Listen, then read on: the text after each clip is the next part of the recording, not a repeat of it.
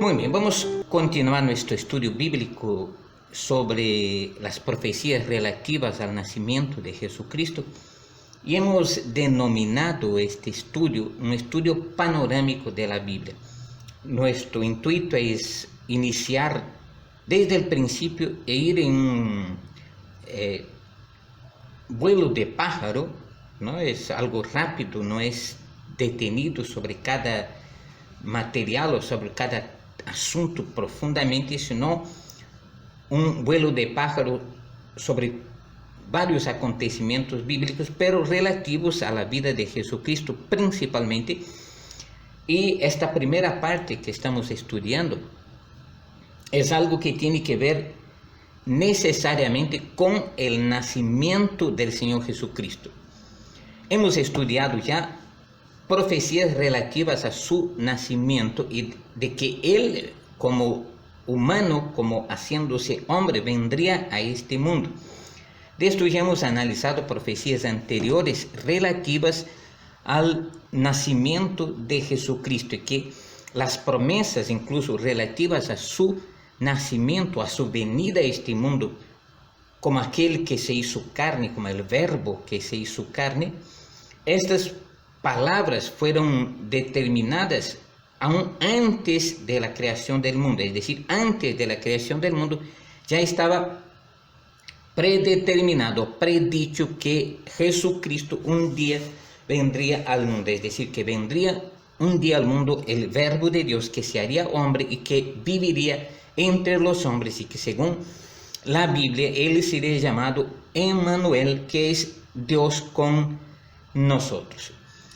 Esta primera parte ya hemos analizado anteriormente, hemos hablado de estas palabras que tenían que ver con la venida de Jesucristo, pero que ni siquiera habían sido escritas porque aún no había sido ni siquiera formado el mundo, pero que tendrían que ver con cosas que ya eran relativas a la venida de Cristo al mundo, sino que estas palabras más tarde fueron reveladas y identificadas como aquellas que tendrían que ver con la venida de Jesucristo al mundo. Hemos visto profecías relativas a la venida de Jesucristo, su descendencia, su linaje, de dónde él procedería, de qué familia él vendría, cuál sería su linaje humano, y dentro de este linaje una persona indeterminada fue elegida para que por medio de esta familia, este nombre, viniera entonces el Hijo de Dios. Hemos entendido entonces que de la familia de Jacob nacerían 12 hijos y de uno de estos hijos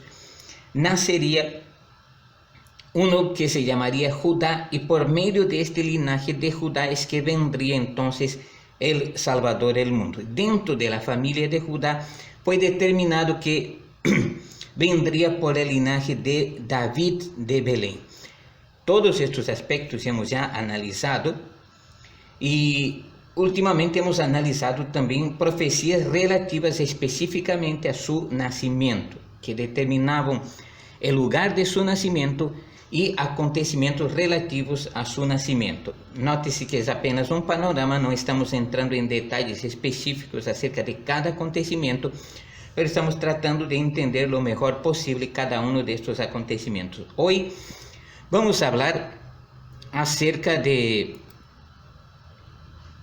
la visita de los magos. Este es el siguiente tema de lo cual estamos nosotros hablando.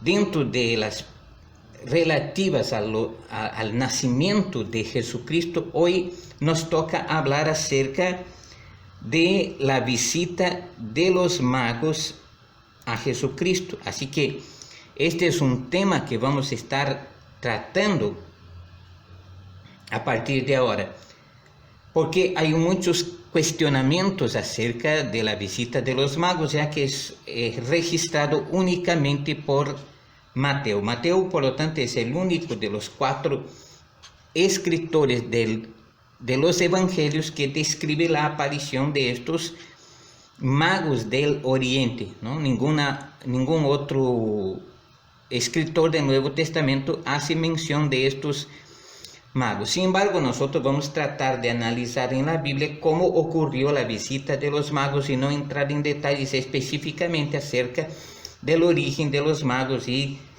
de por qué Mateo habla acerca de ellos. Simplemente vamos a tratar de lo que la Biblia dice respecto a la visita de estos magos. Entonces es este el punto que nosotros vamos a tratar.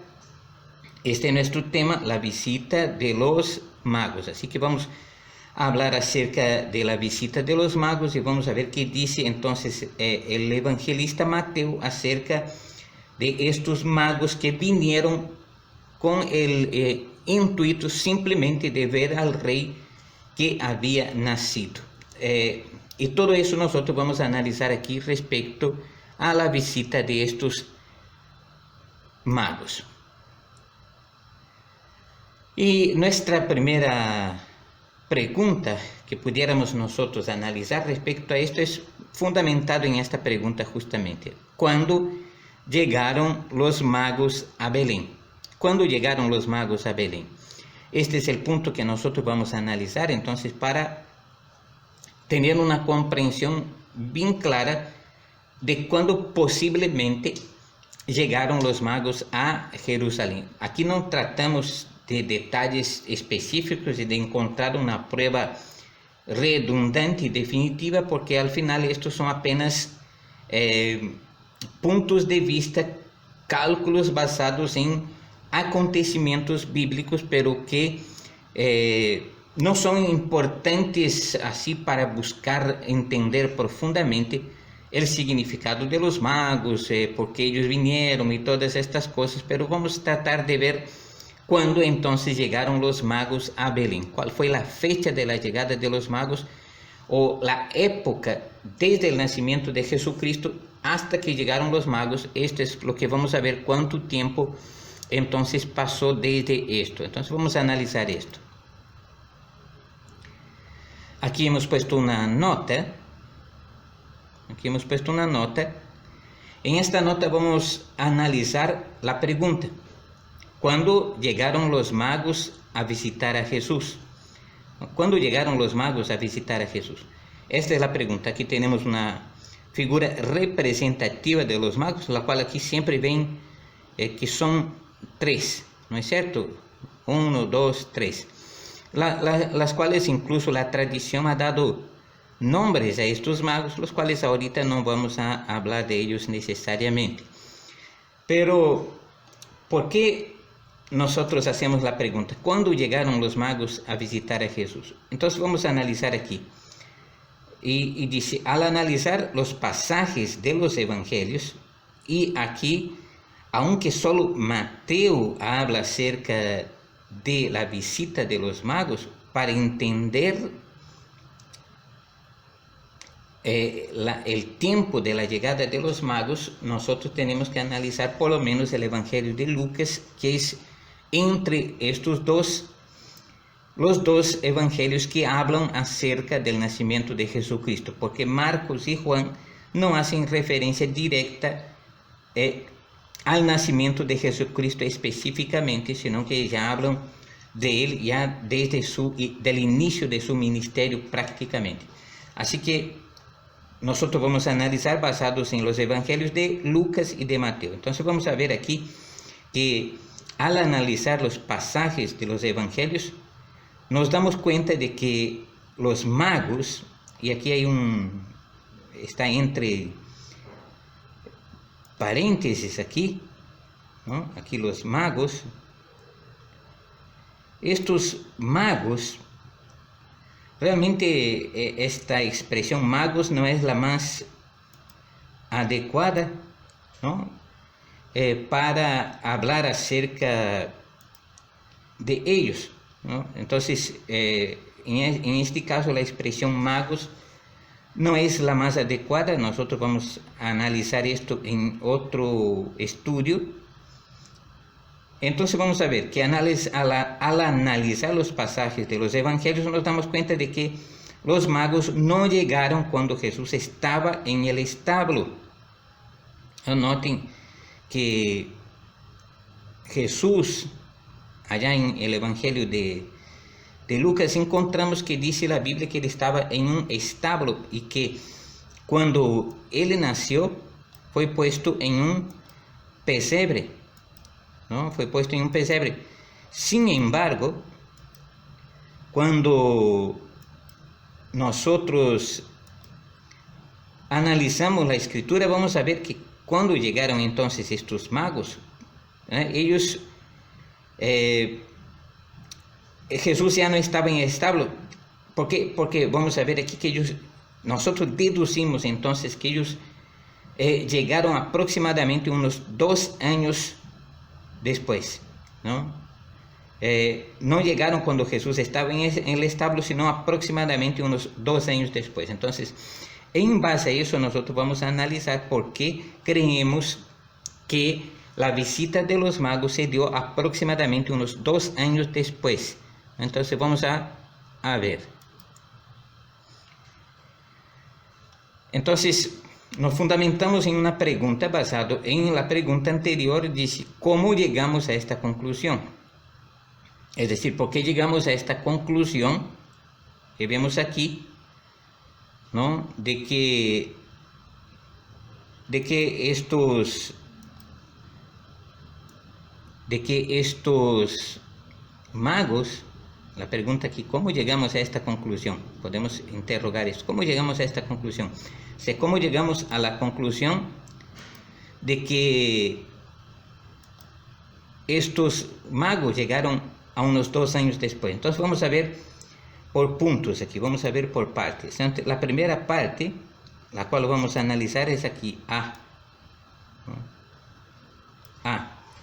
¿Por qué creemos entonces que ellos llegaron unos 2 años después? Entonces vamos a analizar aquí el primer punto y vamos a ver lo siguiente, que en el texto de Lucas, si usted va a leer el Evangelio de Lucas respecto al nacimiento de Jesucristo, cuando los pastores llegan, eso hemos visto el estudio pasado, no es mencionado la presencia de los magos. Vamos a ver Lucas 2, 16 y 17.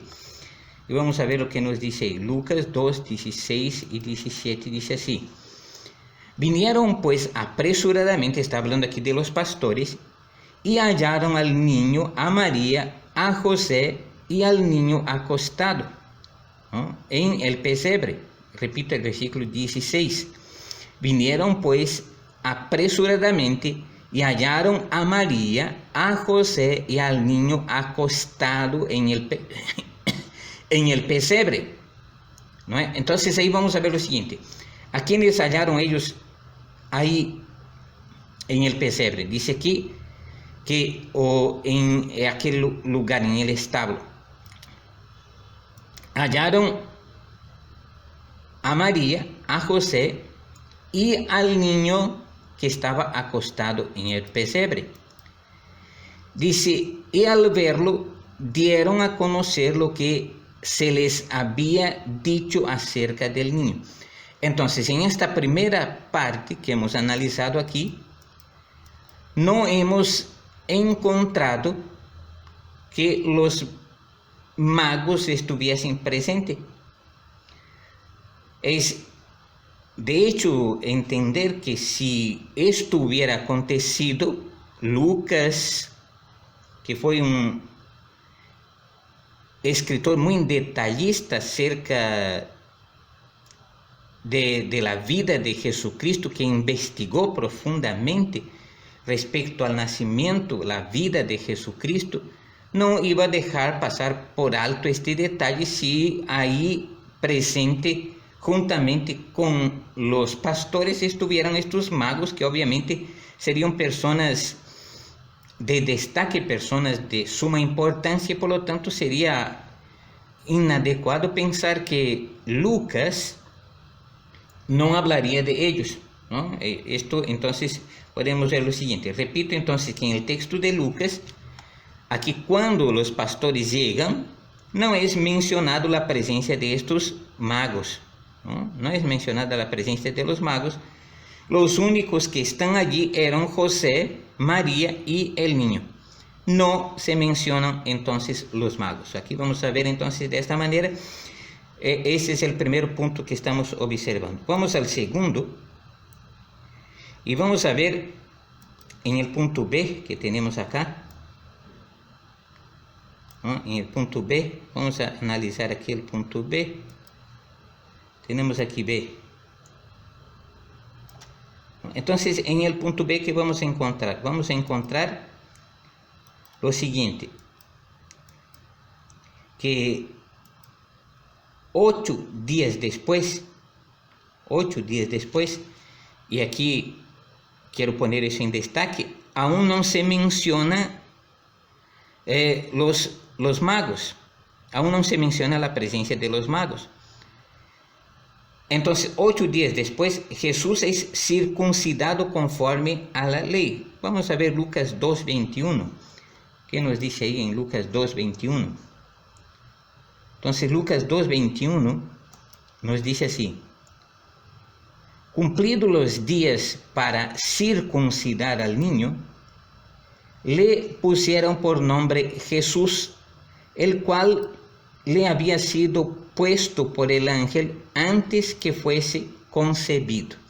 Entonces, lo que vemos aquí, que 8 días después, Jesús es entonces circuncidado conforme a la ley. Es decir, en la ley decía lo siguiente, que un niño varón, después de nacer, al 8º día desde su nacimiento, este niño tendría que ser circuncidado. Usted nota que aquí en Lucas no menciona el 8º día, ¿no es cierto? Aquí dice, ¿no es cierto? Vamos a ver, cumplidos los 8 días.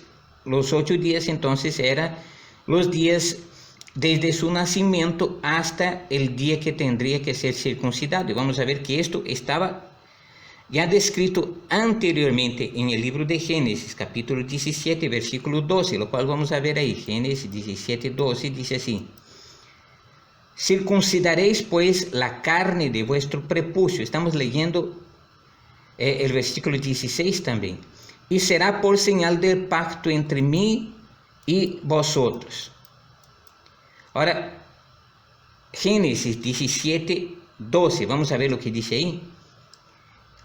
Y de edad de 8 días será circuncidado todo varón de entre vosotros por vuestras generaciones, el nacido en casa y el comprado por dinero, a cualquier extranjero que no fuere de tu linaje. Entonces, ¿qué decía? La primera mención de la circuncisión al pueblo de Israel específicamente empieza con Génesis capítulo 17, versículos 12, que hemos visto ahí.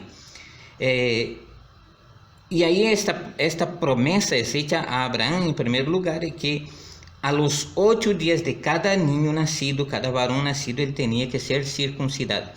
Ahora, en Levítico capítulo 12, versículos 3 y 4, ya vamos a encontrar que pasa a ser esto ya una regla de la ley. Vamos a ver lo que dice ahí. Levítico 12, 3 dice: y al 8º día se circuncidará al niño, ¿no? Y al 8º día se circuncidará al niño. Entonces, aquí este detalle vamos a ver el versículo 4 después, pero aquí vamos a ver lo siguiente. Entonces, desde su nacimiento, hemos visto aquí en primero, en A, que en el día que Jesús nació, Lucas menciona la presencia de los pastores, pero no menciona la presencia de los magos, aunque son visitantes bastante importantes. Sin embargo, Lucas no hace mención de ellos. Esto obviamente no sería lógico, porque si los magos estuvieran ahí presentes, de hecho que Lucas hubiese hecho mención de ellos. Entonces, no estuvieron presentes en el nacimiento.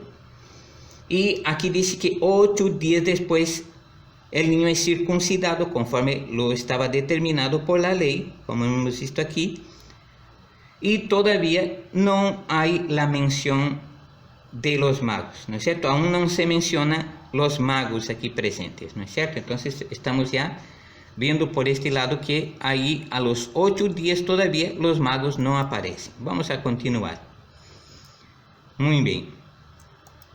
Ahora vamos a ver en el punto C, ¿no? El punto C, vamos a ver aquí que aquí tenemos el C, que estamos analizando detalladamente el C.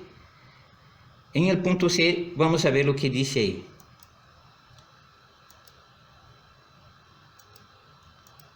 Entonces, en el punto C vamos a encontrar lo siguiente, que María, conforme también a lo que decía la ley, debía permanecer aún 33 días purificándose.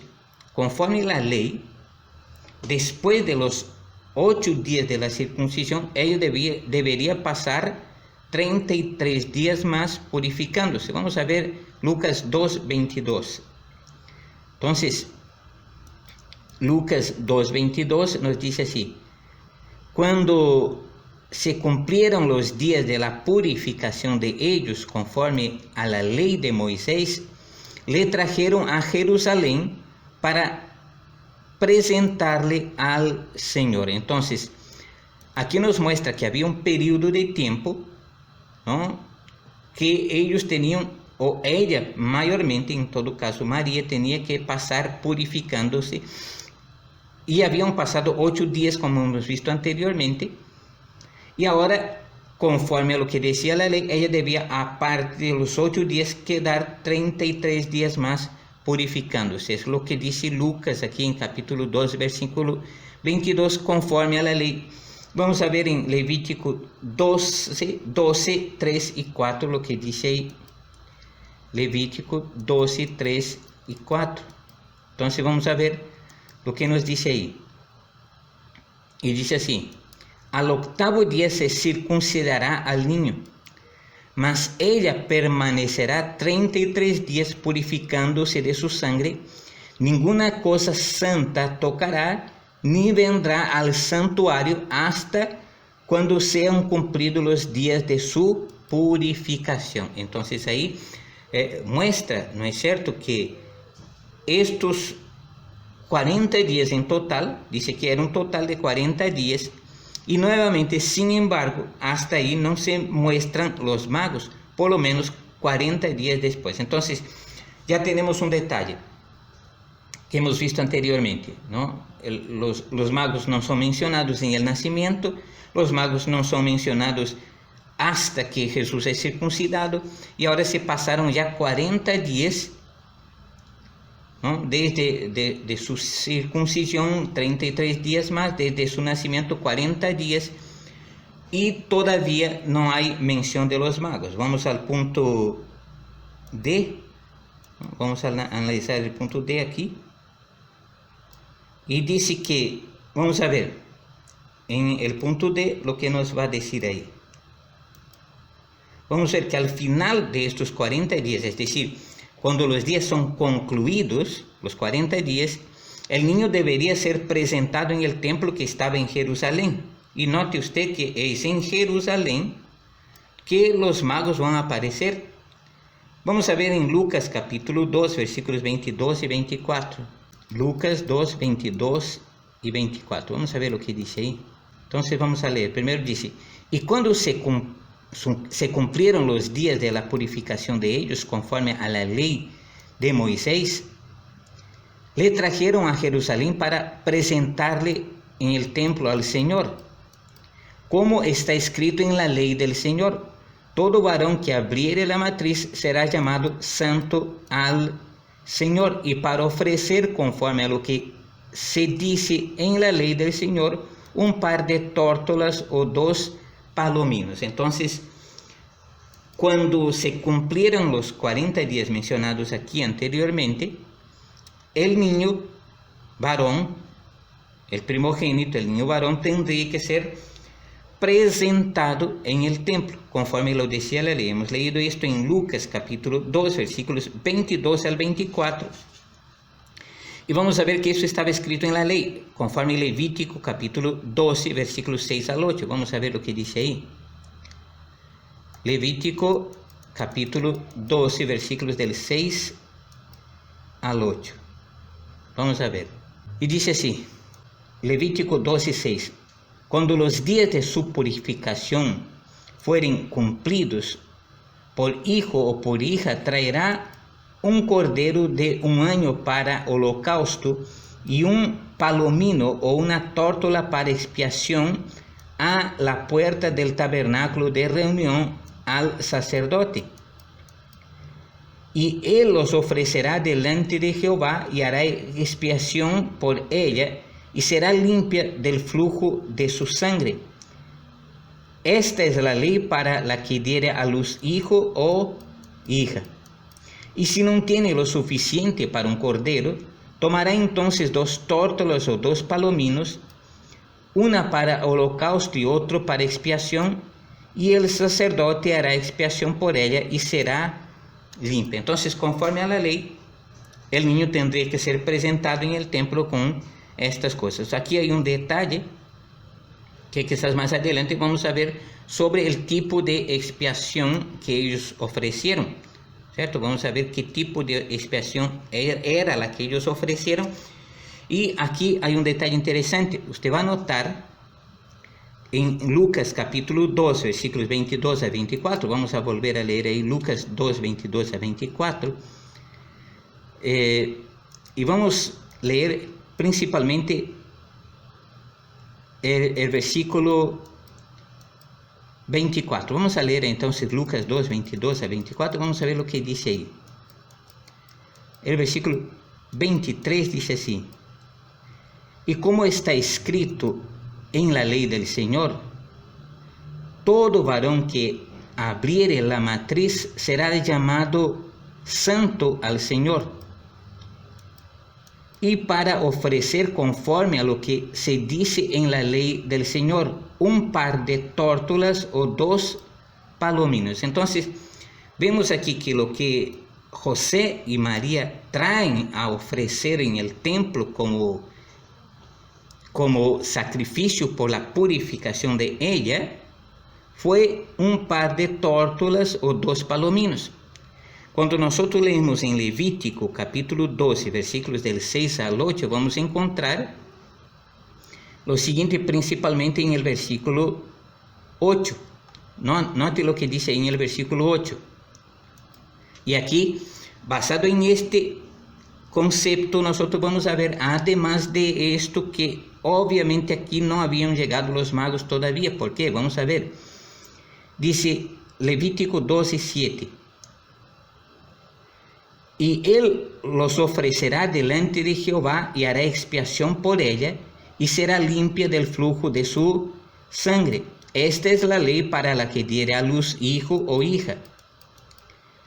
Y si no, ahora note bastante atención aquí, Levítico 12, 8. Y si no tiene lo suficiente para un cordero, tomará entonces 2 tórtolas o 2 palominos, uno para holocausto y otro para expiación, y el sacerdote hará expiación por ella y será limpia. Entonces noten aquí que lo que José y María ofrecieron fueron ese sacrificio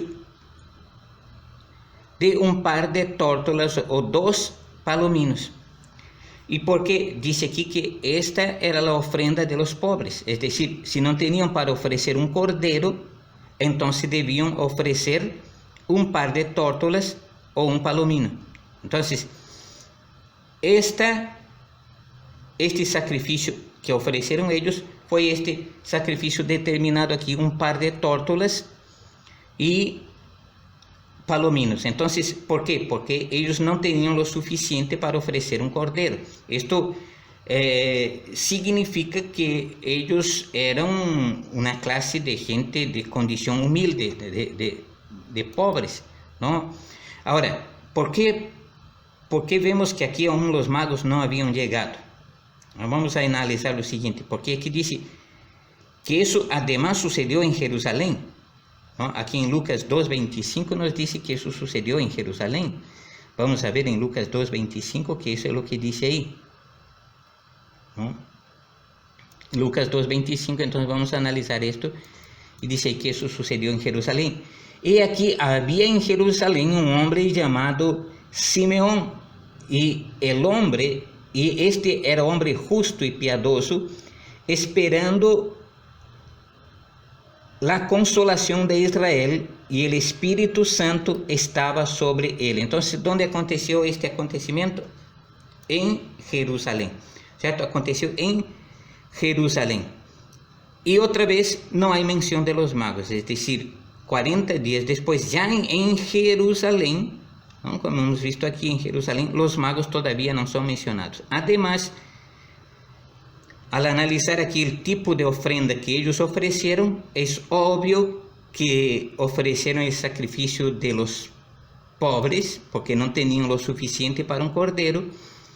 Pero nosotros, al ver lo que ofrecieron los magos a Jesús, oro, incienso y mirra, sería lógico pensar que ellos, aún teniendo todo ese tesoro, no hubiesen traído apenas un par de tórtolas o un palomino. Esto implica entonces que para ese entonces, 40 días después, aún los magos no habían llegado a Belén, ¿no es cierto? Vamos entonces a seguir.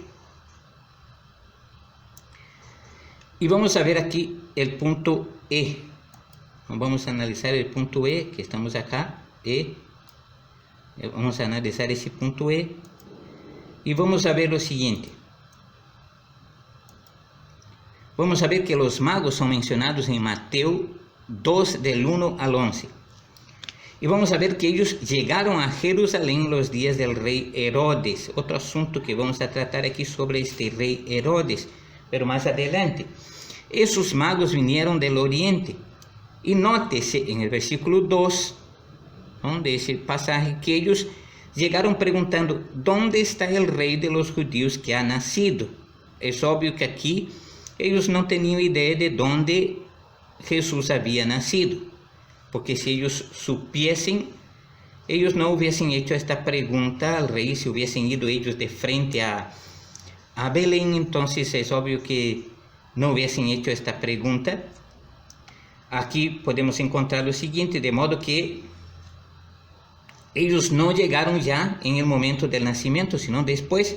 Por lo contrario, no preguntarían esto, ¿no? Es obvio que si ellos llegasen en el momento del nacimiento, no hubiesen preguntado de esa manera sobre dónde nacería el niño. Vamos a continuar y vamos a ver que después de ser informados del lugar del nacimiento del Mesías, que es decir, Belén, ¿no? Y vamos a ver que la profecía decía que debería ser en Belén. Cuando Herodes manda consultar, ahí nos dice claramente en Mateo 2 y versículo 6, y dice así: pero tú, Belén, tierra de Judá, no eres la más pequeña entre los príncipes de Judá, porque de ti saldrá un guiador que apacentará a mi pueblo Israel.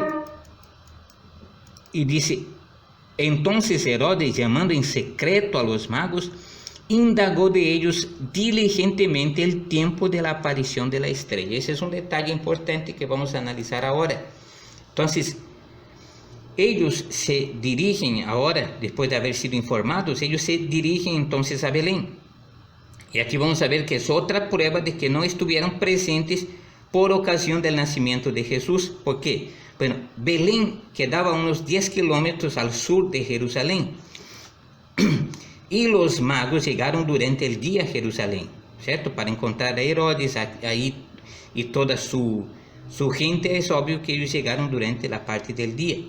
Y no pudieron demorarse hasta la madrugada, cuando posiblemente Jesús nació. Nótese que allá en Lucas dice que habían pastores velando en las madrugadas, en las vigilias de la noche. Eso significaba que era madrugada y por lo tanto Jesús nació en una madrugada. Y aquí no vemos los magos llegando de madrugada, sino que ellos llegan a Jerusalén y llegan para preguntar al rey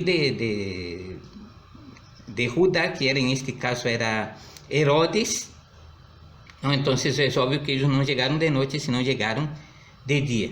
Muy bien, entonces ellos son informados, ¿no? Y parten entonces a Belén. Vamos a continuar. Ahora vamos a ver que cuando los magos llegaron a Belén, ¿no?, José, María y Jesús ya no se encontraban en el establo, sino en una casa. Esto vamos a ver con detalles aquí en Mateo capítulo 2, versículos de 9 al 11. Vamos a leer. Mateo capítulo 2, versículo del 9 al 11. Dice, ellos, habiendo oído al rey, se fueron, y he aquí la estrella que habían visto en el oriente iba delante de ellos, hasta que llegando se detuvo sobre donde estaba el niño. Y vamos a ver qué dice. Y al ver la estrella se regocijaron con muy gran gozo. Ahora note el versículo 11. Al entrar en la casa, usted va a notar, si usted tiene ahí a la mano su Biblia, busca ahí en Mateo capítulo 2, versículo 11, que dice que al entrar en la casa, vieron al niño con su madre y postrándose lo adoraron, y abriendo sus tesoros le ofrecieron presentes, oro, incienso y mirra. Entonces aquí dos detalles interesantes. Primero, que cuando ellos llegaron, Jesús ya no estaba en un establo y no estaba acostado en un pesebre, estaba en una casa. Quizás esa figura pueda ser un poco más adecuada, ¿no?, de que aquellas que se encuentran allá en muchos pesebres que se ve en Navidad, ¿no?, que están ahí los pastores, que están ahí los animales, que están ahí también los magos juntamente, y en un establo. Aquí vemos que al parecer esto ya es una casa y no es un establo, ¿no?, y que los magos están llegando aquí. Quizás sea una figura más adecuada, pero por lo menos aquí vemos claramente lo siguiente, que ellos lo encontraron en una casa y no en el establo. Obviamente que si estuvieran en un establo, así como Lucas hubiese mencionado la presencia de los magos allá cuando ellos estaban en el establo, aquí hemos claramente visto que Mateo ya no hace mención del establo, porque si los magos hubiesen encontrado a Jesús en el establo, Mateo no mencionaría una casa, sino mencionaría un establo, y que hubiesen encontrado a Jesús en el pesebre. Por lo tanto, eso es bastante claro. Y además, cuando leemos el pasaje de Mateo, vamos a ver aquí qué ofrecieron estos magos. Dice, y abriendo sus tesoros le ofrecieron presentes, oro, incienso y mirra. Cuando nosotros analizamos esto y vemos anteriormente que José y María ofrecieron un par de tórtolas y un palomino, entonces es obvio que los magos aún no habían llegado, ¿no es cierto? Porque no ofrecerían una ofrenda tan humilde si hubiesen tenido todos esos tesoros a la mano, oro, incienso y mirra. Obviamente tenían para comprar un buen cordero y ofrecer en holocausto al Señor por la purificación de María, un cordero al invés de un palomino y de una tórtola, ¿no es cierto? Muy bien, eso es bien entendido. Entonces hemos visto aquí que los magos encontraron a Jesús en una casa, no en un establo. Por lo tanto, no llegaron cuando los pastores estaban allá. Vamos a continuar. Y aquí vamos a analizar el tiempo de su llegada. Tiempo de su llegada. Aquí vamos a ver eso. Tiempo de su llegada. ¿Cuándo entonces llegaron los magos? Vamos a analizar esto ahora sobre el tiempo de llegada de los magos. Vamos entonces a ver que la Biblia da a entender que los magos llegaron unos 2 años después del nacimiento de Jesús. Esto siempre queremos mencionar que es un aproximado. Sabemos eso en base a la consulta que Herodes hizo a los magos en Mateo 2:7. ¿No? ¿Cuál fue la consulta que hizo? Dice, entonces Herodes, llamando en secreto a los magos, indagó de ellos diligentemente el tiempo de la aparición de la estrella. Entonces aquí sabemos que esto fue el tiempo que Herodes indagó. ¿Y cuál fue ese tiempo? Nosotros vamos a ver eso próximamente. Por lo tanto, Herodes indagó el tiempo de la aparición de la estrella. Aquí tenemos una base para identificar cuánto tiempo después ellos llegaron aproximadamente. Entonces vamos a analizar eso, aproximadamente cuánto tiempo después ellos llegaron. Vamos a continuar y vamos a analizar lo siguiente ahora. aquí tenemos la figura de la matanza de los niños, que Herodes mandó matar a los niños menores de 2 años de edad o de 2 años de edad para abajo. Y vamos a ver lo siguiente, que cuando el rey Herodes se ve burlado por los magos, él manda matar en Belén y también en los alrededores a todos los niños desde 2 años para abajo, conforme encontramos en Mateo 2:16. Vamos a ver lo que dice ahí.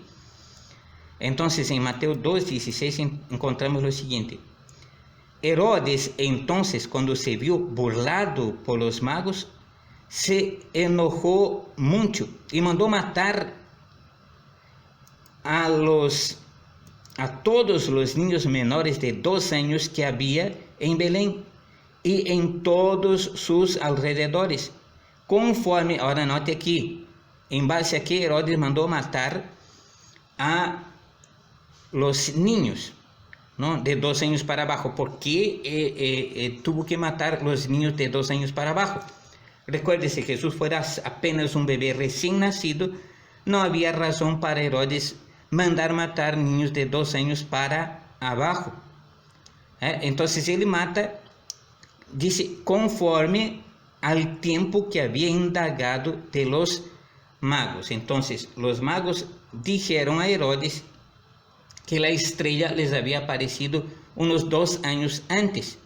Y nótese que la estrella apareció por ocasión del nacimiento de Jesucristo, ¿cierto? Entonces los magos vieron la estrella por ocasión del nacimiento de Jesucristo. Esto es evidente entonces que ellos no estuvieron presentes. Entonces ellos emprendieron su viaje cuando vieron la estrella, porque la estrella indicaba el nacimiento del Señor. Entonces el resultado fue basado en su indagación de la aparición de la estrella, como hemos visto acá en Mateo 2:7. Y 2 años fueron, por lo tanto, el tiempo de la aparición de la estrella. Por lo tanto, los magos pudieron haber llegado cuando Jesús ya tenía unos 2 años a menos. Aproximadamente, entonces, Jesús debió tener unos 2 años más o menos cuando los magos llegaron entonces a Jerusalén y de ahí fueron a Belén a encontrarlo. Vamos a continuar. Aquí quiero destacar una nota, aquí una nota. En esta nota vamos a ver lo siguiente. Vamos a analizar esta notita acá. Usted sabe que el Nuevo Testamento fue escrito en griego, ¿cierto? Originalmente fue escrito en el idioma griego. Y vamos a ver lo siguiente, que la palabra griega para niño usada en el Evangelio de Lucas, en el capítulo 12, versículo 16. Lucas 2:16 dice: vinieron pues, está hablando de los pastores, vinieron pues apresuradamente y hallaron a María y al niño, a María, a José y al niño acostado en el pesebre. Entonces la palabra niño que aparece aquí en el Evangelio de Lucas es la palabra griega brebos, que se refiere a un bebé o a un niño recién nacido. Aquí entonces tenemos el ejemplo de un brebos, ¿no? En esta figura de acá tenemos el ejemplo de un brebos. Este es el ejemplo de un brebos, ¿no? Aquí entonces es lo que Lucas describe como un brebos, lo que estamos viendo ahí. Vamos a ver ahora lo siguiente, que por otro lado, la palabra niño, aquí encontramos la palabra niño igualito, la palabra niño, que es usada en Mateo 2:11. ¿Qué dice Mateo 2:11? Vamos a ver. Mateo 2:11 dice: al entrar en la casa vieron al niño, ahí menciona niño también, con su madre María, y postrándose lo adoraron y abriendo sus tesoros le ofrecieron presentes, oro, incienso y mirra. Ahora, lo que vamos a ver es que Lucas usa la palabra brebos para referirse al niño. Lucas usa la palabra brebos para referirse al niño. Hemos visto aquí el significado. Por otro lado, la palabra niño usada en Mateo 2:11 es la palabra paidion. Aquí tenemos entonces la palabra paidion, La palabra pairion es la palabra que Mateo usa para referirse a niño y no la palabra brevos. Entonces la palabra niño usada en Mateo 2:11, hace referencia a un niño ya crecido, no a un bebé. Entonces aquí tenemos el ejemplo de un brevos y aquí tenemos el ejemplo de un pairion. Este niño de aquí es un pairion, según las palabras griegas, y este niño de aquí es un brevos, ¿no? Vamos a ver entonces algo más respecto a esto. Entonces encontramos estas dos palabras que hacen referencia a tipos de personas diferentes. Como hemos visto, Lucas usa la palabra brevos para referirse a un niño de esta edad, y Mateo usa la palabra pairion para referirse a un niño más grande, ¿no? Un niño ya crecido, que no es un bebé, que está a partir de los 2 años aproximadamente. Vamos a continuar. Y vamos a ver una nota más aquí, ¿no? Vamos a añadir una notita acá. Tenemos esta nota acá. Muy bien, vamos a analizar esta nota entonces. ¿Qué nos dice ahí? Vamos a analizar entonces. Dice que en cuanto al número de los magos, la tradición dice que eran 3, ¿no? Incluso les dan nombres, ¿no? Los 3 reyes magos. Sin embargo, la Biblia en ningún pasaje dice cuántos eran, ni dice que eran reyes. Ese facto de reyes obviamente no está escrito en la Biblia, dice que apenas eran unos magos o algunos sabios. Apenas dice que eran unos magos. Note entonces aquí usted que dice que eran unos magos, ¿no? Unos magos. ¿Está bien? Unos magos. Y no menciona en ninguna ocasión cuántos magos eran, cuántos magos estuvieron presentes. La idea de que eran 3 está fundamentada en los regalos que trajeron al niño, que era oro, incienso y mirra, ¿cierto? Entonces, la idea de los magos ser 3 está fundamentada en esto: oro, incienso y mirra, que fueron los regalos que estos magos trajeron entonces al niño, ¿cierto? Pero de ahí no tenemos idea de cuántos magos realmente eran, porque la Biblia no hace mención de esto. Pero además esos magos no han andado solos, ¿sí? Si ellos andaban por el desierto y tanto tiempo han hecho su viaje, obviamente que ellos no vinieron solos, ¿no? Seguramente una gran comitiva les acompañaba, y como eran gente muy importante, seguramente traían algún tipo de soldados y gente que les acompañaba, ¿cierto? Es destacado ellos porque obviamente ellos eran los principales en todo caso. Vamos a continuar y vamos a hablar aquí una cosa final, que es la figura, ¿no? La figura de los regalos, la figura de los regalos. Aquí vamos a ver figura de los regalos que eran de mucho valor. Entonces vamos a analizar esta figura de los regalos. Primero tenemos el oro, ¿no? Aquí vamos a encontrar entonces oro. ¿Qué era el oro? El oro es símbolo del cielo, del reinado de Jesús como rey. Entonces, ¿por qué trajeron oro? Bueno, el oro tipifica el reinado de Cristo, él como rey, ¿no? Esto ya vamos a hablar más adelante, solamente aquí estamos hablando de la figura de los regalos. ¿Qué cosas significaban los regalos? ¿No es cierto? Apenas eso es lo que estamos viendo. Vamos a ver además aquí el incienso.